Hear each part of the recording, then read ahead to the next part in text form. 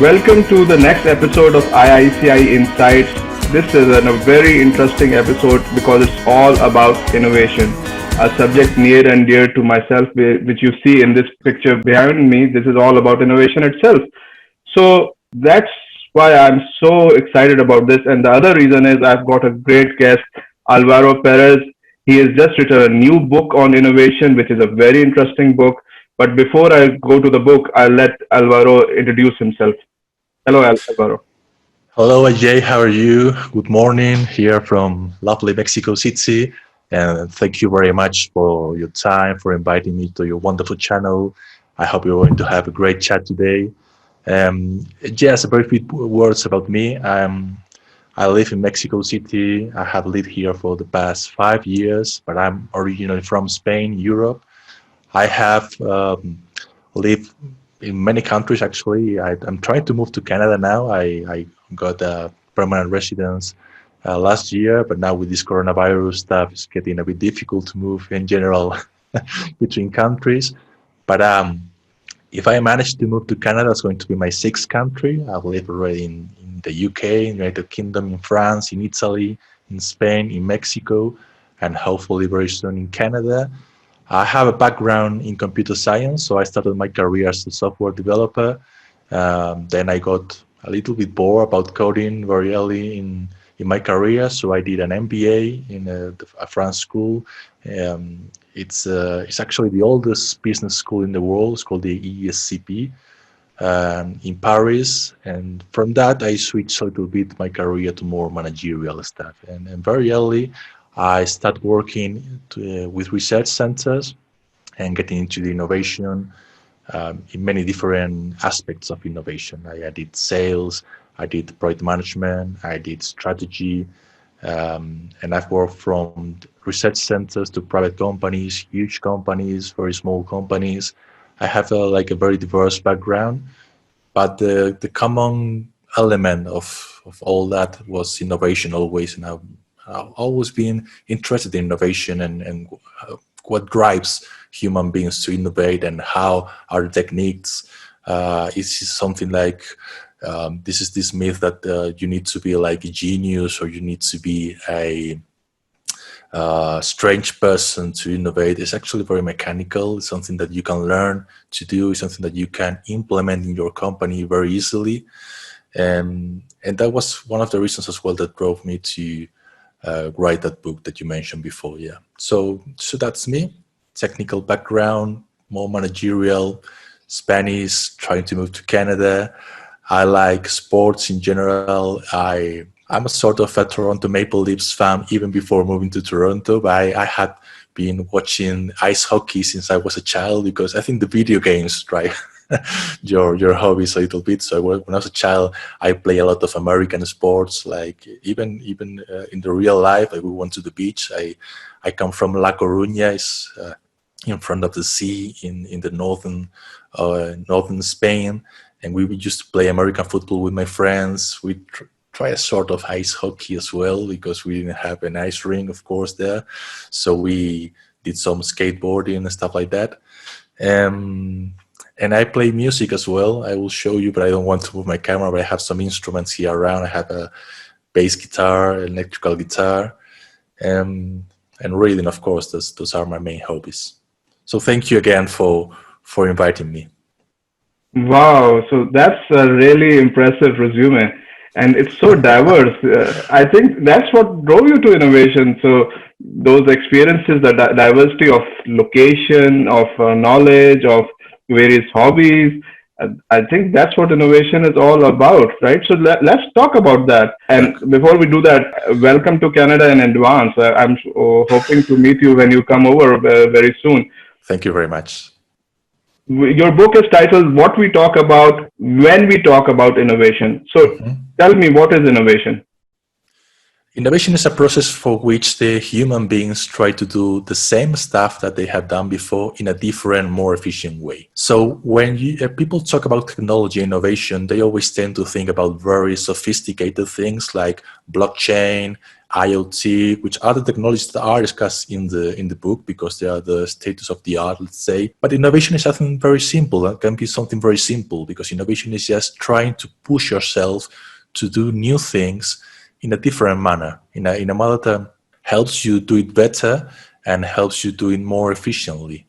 So something as simple as changing from writing on paper to writing on an iPad, for instance, that's innovation for you. Moving countries is innovation for you as well. Learning a new language, learning a new instrument. These neurological studies about how you can develop new neurons and keep you away from Alzheimer and maintain your intelligence in old age by learning languages or learning an instrument. That's something that has been studied actually, and something that has to do with how human beings are wired inside in the brains. So one of the objectives of the book as well was to try to show that innovation has not to be very fancy, has not to involve great investments. Something very at the personal level, at the individual level, can be achieved as well. Very interesting. And I think you mentioned that in the book. You said it is a complex aggregation system of practices and methods. So that's what innovation is. But the other thing which I really liked about your book is the subtitle, The Advent of Smart Technology Explained to People in a Hurry. Yes. And yes, I think that book, like when I picked up the book, I was just reading it, and I think it took me a few hours to just complete it, and I couldn't put it down until I finished the book. So it's very well written. But the other thing, as you said, it is for people in a hurry, and we all are in a hurry because we have an information overload. We have an information overload, and we are all in a hurry, and we are, yes, trying to get everything very fastly. We want to consume information, and we want it now, and we want it like in a already digested way, so we don't have to think about it. It's very difficult actually to keep reading long books because you have a lot of information on blogs, on the YouTube, on channels like yours. So this is a 250 pages more or less book. Takes 4 or 5 hours to read. And I go and I pass through a lot of technology and a lot of stuff, like the history of innovation, human beings, practical methodologies that you can apply in your company, what is blockchain, what is big data, how big data evolved, some politics as well, some ethics. And it's a lot of stuff that you cannot fit it in a single book. That's why it's for people in a hurry, because I pass through the surface, only the surface of that. You won't become an expert in blockchain just by reading my book, but it would help you, it would give you a hint on what blockchain is. And if you feel interested in that, and that's the main objective of the book, to spark the curiosity of the people to keep learning and keep reading. And that's something in this generation that we are all in a hurry. We want Amazon Prime now. We need to try to spark at least the curiosity of the people to keep going and keep learning and reading about the subject. So your book is divided into two main sections. Yeah. One is the theory section and the other is the practice section. Can you explain the difference between the two and why did you do that? Yes.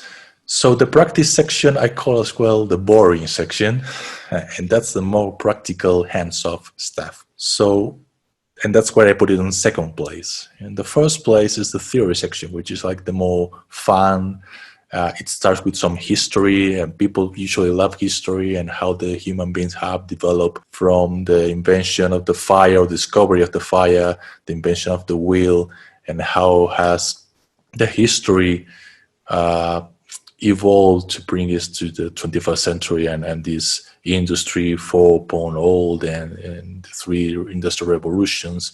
And that's sort of fun. And that helps teach people like small concepts, like I was saying before, that innovation is something simple that has always been done, that is nothing related to this century or the past century. When you were talking at the beginning that innovation is an aggregation of techniques, that's exactly it. It's like from the beginning, people have evolved to discover new techniques, and each technique was an evolution of the previous one. And actually the title is a reference for that. I haven't mentioned that before when you talked about the title, but the title is a copy from a book by Raymond Carver. I was forgetting the name. So Raymond Carver has a book called, it's a short story book called What We Talk About When We Talk About Love. And some other authors have as well picking up that book. So this is a copy of a copy, actually. There's a book, I can't remember now. This is a very famous Japanese writer, and it's a pity that I have forgotten because it's always like a Nobel Prize candidate every year. Murakami. Yes, I have forgotten the name, sorry. So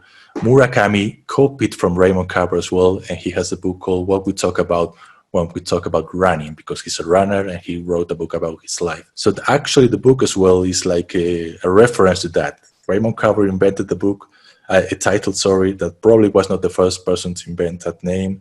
And then Murakami took from Carver and I took from Murakami. And this is how human beings work. We take from the work of the previous people, the previous generation, and try to improve it and to try to push it a little bit more. Yeah. So the theory, I was explaining the difference between the theory and the practice. The theory is like more trying to spark the curiosity and trying to teach some concepts, and the practice is the boring part where you can get some hands-on advice on how to implement innovation factories in your company, how to do agile OKRs, the different concepts that are explained there, but that is more for people who work in a corporate environment, for people who work in a company, in a startup, and want to implement some practical stuff. Very nice. And I think what you were talking about learning from the work of previous people before you, the quote you had in the book from Isaac Newton is very relevant. If I have seen further, it is by standing on the shoulder of giants. Mm-hmm. That explains it all. You mentioned about the revolutions, various revolutions which impacted innovation, and that all industrial revolutions have been characterized by a novel energy source. So mm-hmm. Can you just, for our listeners, can you just explain those and how that worked? Yes. So what I mentioned is that every industrial revolution has been characterized by a new or novel invention, like the water foam machine. I don't know how to say that in English. I forgot the term. And the charcoal, or the charcoal was the element that actually pushed the first industrial revolution in the United Kingdom. You're talking about the steam engine here. The steam engine, thank you very much. Yes, I have forgotten. That's very early here in Mexico. Yeah. I need a coffee actually, and I haven't got a coffee yet. The steam engine, you are totally right. So the steam engine was the invention that described, let's say, the first industrial revolution, and the charcoal, the mining, was the element that boosts the energy extraction in the first industrial revolution. And then we passed to oil, to the petroleum, who has been the main element for which countries have started wars all around the 20th century. And then we discovered nuclear energy, which hasn't replaced totally oil, but is a very important source of energy, especially in the developed world. And we are trying to move now to renewable energies. We haven't so far done it.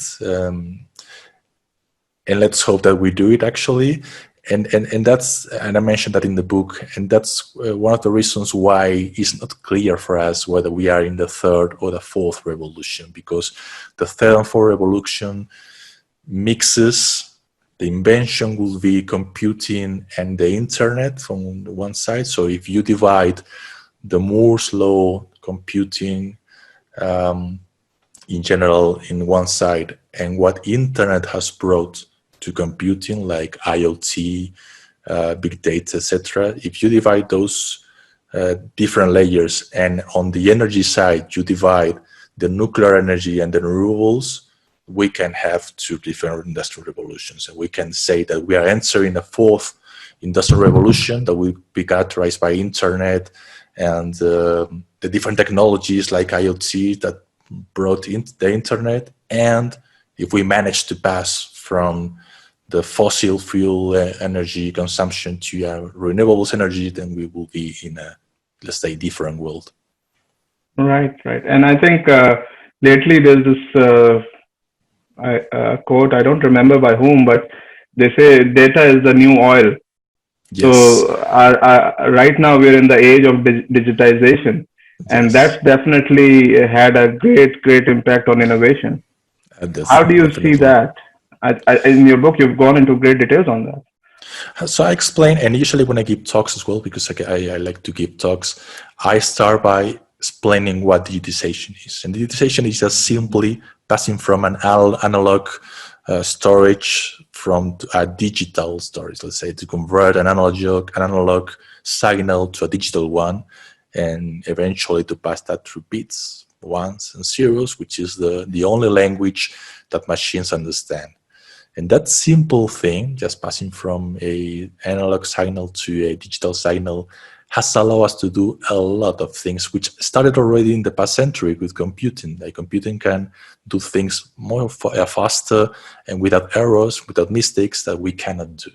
But to that, you have to add the fact that we have now internet. So the speed of processing from digital data is being boosted now by the fact that we can share information from Mexico to Canada instantly, and we can share as well that to Spain in a few minutes or to China, whoever. And that is getting more and more important. And that's a book I like a lot. And I like to talk about books which are exponential organizations. I don't know if you have read that, but that explains how we are becoming a society in general exponential. And that's the kind of behavior that we are starting to feel with the aggregation of techniques, with the aggregation of computing, digitization, the internet, and everything is making everything available instantly in the world and more fast. So how I'm seeing that, I think it's the technology that is driving the human behavior and the human way of being now. We were talking before about we are in a generation that we want everything instantly. That has been driven by digitization and the internet. When we were, I don't know, my grandparents used to enjoy going to the supermarket. They had the time.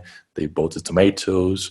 They bought the lettuce. They bought cheese, and they spent the whole morning. I remember on Saturdays, my grandparents, when I was a child, going to the supermarket and taking the time to make the shipping, the shopping. And now there are more and more apps that make that for you. And then you have Amazon Prime and you have eBay and you have a lot of things that actually is taking that us away for us. It's good or it's bad, that depends. There's a part of ethics as well in the book. But definitely that's driving our behavior. Digitization is making us wanting to do everything at the moment, instantly. I totally agree with you, and that's good and that's bad also. One of the things Two sides. which I really like to do is, get away from it all, go to, in a remote area where there's no connectivity, maybe camping, stuff like that, a nice island, you know, That is right. we like it. Our life is easy, but yes, sometimes we do want to get away from it. You mentioned a couple of concepts in your previous comments. Exponential organizations. So organizations like Facebook, Airbnb, those would be good examples of those organizations.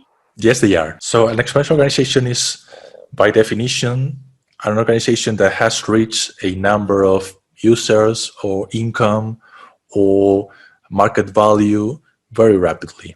And if you have a look, and something about that is mentioned in the book, but not explicitly talking about exponential organizations, but you get a hint of that in the book as well, because it is discussed the difference between how the companies have become multinationals in the 19th century, in the 20th century, and in the 21st century. So you consider this unicorn effect, like these unicorns who are becoming overnight 1 billion value in the market. That's an effect of the exponentialization of the economy and the society. Like people with no capital can now create a startup and push it to 20 million users, 1 billion market value in a matter of 5 years. In the 20th century, that was impossible. So if you trace the line, you will see that actually the velocity at which, at the pace at which companies are developing now is much more faster than it was before. And exponentiation is a broad concept. It's not only about companies as well. It's about our lifestyle. It's about computing capacity. But that kind of graph, that exponential graph, you can find that in many different aspects of life. There's the same as the golden ratio can be found in different art pieces, like from paintings to different kinds of art. The golden ratio is like a reflection of human behavior. The exponential graph is well starting to be noticed in a lot of different things. Definitely. And I think just related to that are a few concepts like the platform model, the interconnected crowd, which you mentioned. Mm-hmm. Connectivity is, of course, a very important part, but I think connectivity also applies from the fact that we are social animals, and then maybe the cloud itself. All these come together and they enable these exponential organizations. Absolutely, yes. So imagine that you have an electrical cable and you have a lot of lights there and you have a lot of lights there, and then you switch on the cable and everything goes lighted. That's what platforms are doing actually. They are connecting huge amounts of data or people to the connected world. So what that people could do as well for the other people start to increase the capacity of the human beings to develop stuff. Let's say, for instance, the amount of people from Africa that has started to have internet in the past 10 to 20 years. Those people are now developers from Nigeria, for instance, are starting to advertise themselves in platforms like Fiverr, for instance, or Upwork, and starting to develop projects for people in Europe or in India, and they are becoming part of the global social development community. That didn't happen only 20 years ago, 30 years ago, and that's starting to push as well the development community. So more people are getting in, more people are working, the work is getting exponential. Amazing the world we live in and how the human mind works and how it just keeps on developing so many different things which enable us to develop better things. And I think microservices and web services and APIification, which you mentioned in your book, is an example of that. Can you just Absolutely. explain that for our listeners? That's more or less the same that was mentioned with developers in Nigeria, but with systems. So you can connect, you can create platforms like we mentioned Upwork, which is a platform who offers, like the offer offers their jobs, like you can offer you a developer work or a design job or whatever. If you're a singer, you can sing or do a voiceover. And then someone interested in hiring you will go to Upwork or to Fiverr and pay you for a job. And that's for human beings. Microservices is sort of the same thing for systems. So instead of exposing the whole structure of your system, you just give a dictionary, the API, and tells the people, look, that's what I can do. You can consume my knowledge, let's say. Of course, you don't have to pay because microservices are usually within a company, within a system, but that's, or some other services as well are paid, because if you consume the Google Maps API, for instance, you have to pay. But it's something similar to the platform model for humans applied to systems. So let's talk about the Internet of Things. Would our fridge be Googling anytime soon? maybe the case actually, because I like a lot this smart home thing that's developing, like a lot of plugs and a lot of lights and a lot of stuff that can be driven by Alexa or Google Home. There's a lot of home appliances that you can talk to now, and there are some plugs and there are some lights that you can manage through Alexa or Google Home. So maybe at some point you will teach your fridge how to Google things for you. You can teach already Alexa to do a lot of stuff for you. So yeah, jobs are getting smarter and starting to make things for you, like lighting up the lights in the morning, You can combine, for instance, apps that are checking how's your sleep.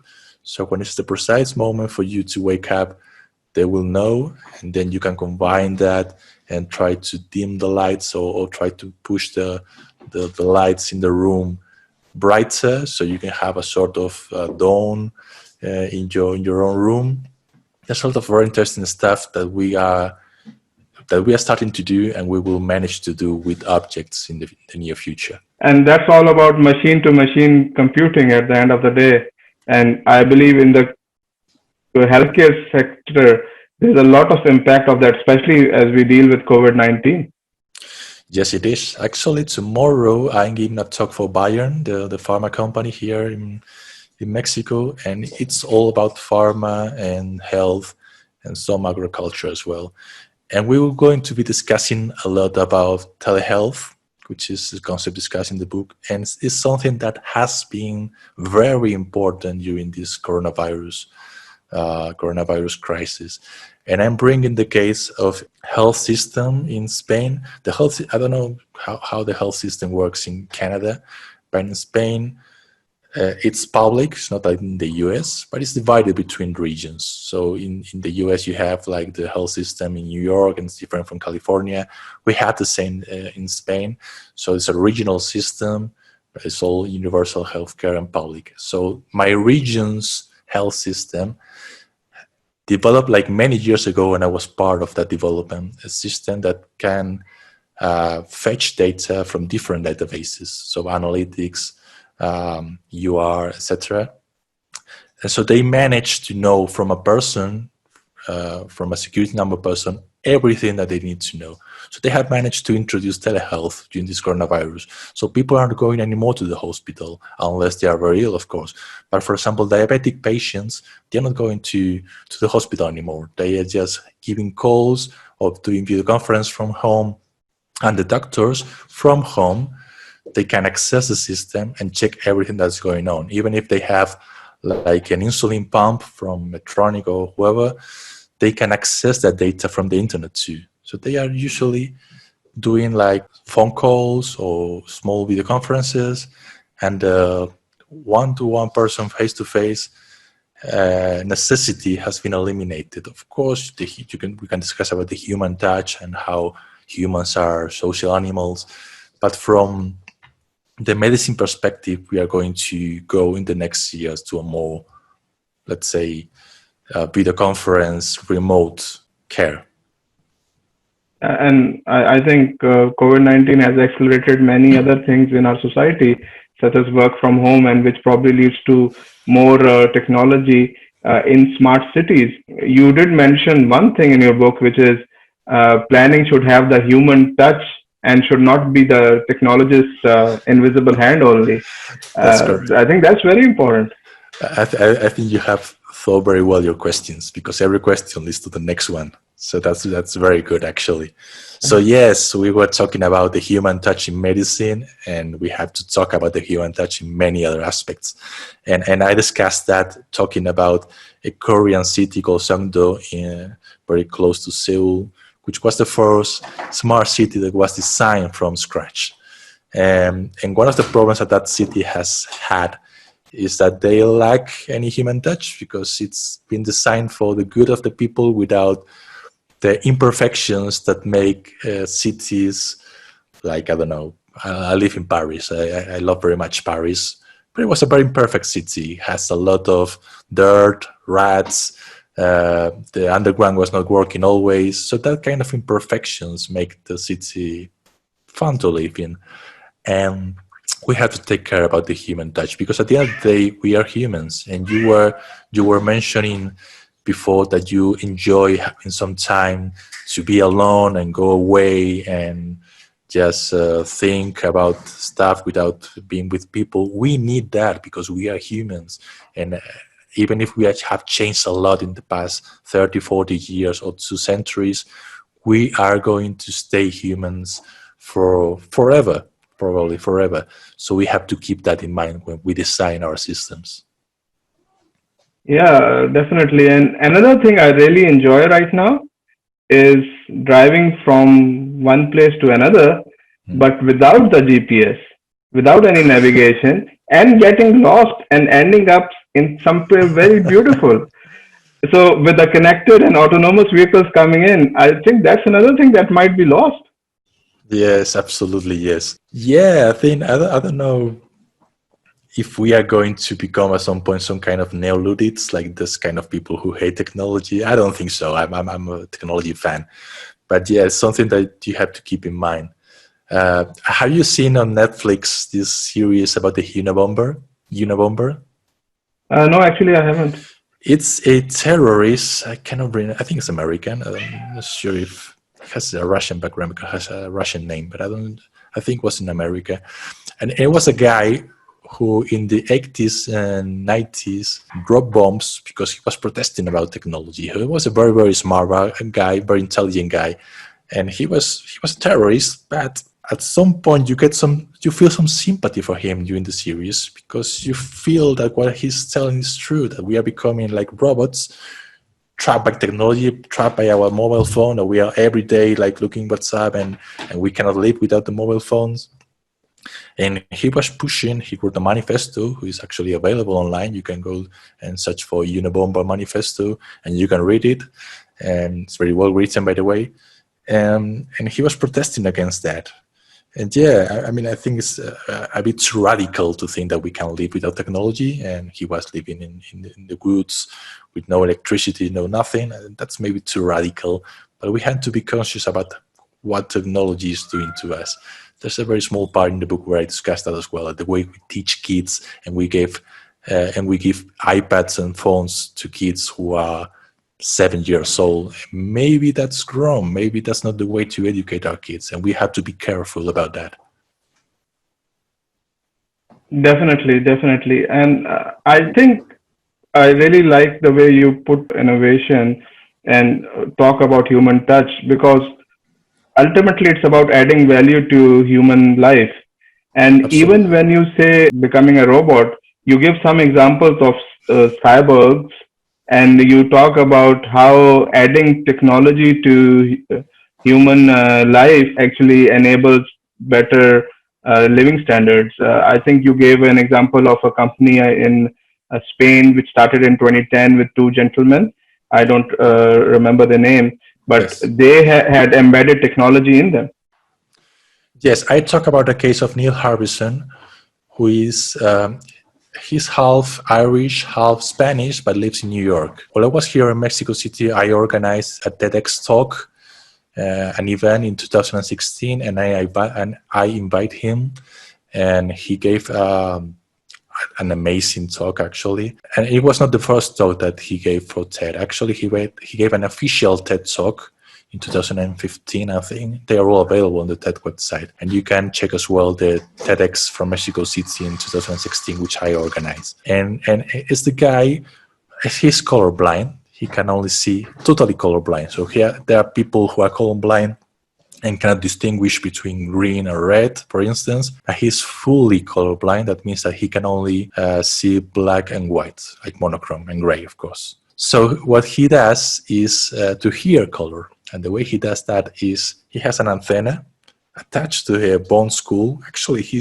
had some surgery and he has the antenna here. And the antenna translates the chromatic frequency of a color to sound. And of course, you know that blind people develop other senses, so he has a very well developed sense of the hearing. So he can actually distinguish which color has in front of his face just because he hears it by the frequency. And that brings amazing opportunities for the human beings, to not only blind people, but I can think out of a lot of examples, like people without arms, but people who have allergies, and medicine is developing a lot in that sense. And I think it's good. I think it's good because there's a difference between becoming a robot from a psychological point of view, like we are behaving like robots, or being a cyborg. Like being a cyborg helps you, if you have problems with your arms, helps you have a better quality of life. But that does not mean that you have to become psychological, like a slave of technology. So I think that's a very good aspect of technology that we are going through, like bioengineering, biogenetics, cyborgs, etc. is going to improve the quality of a lot of people in the world. That's very inspiring.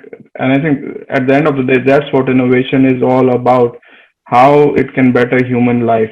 And that's the history of innovation since the beginning of time. I think there's so much to discuss here. I want to continue, and I have so many more questions. Alvaro, if it's okay with you, we will definitely get you back for another episode. Uh, Absolutely.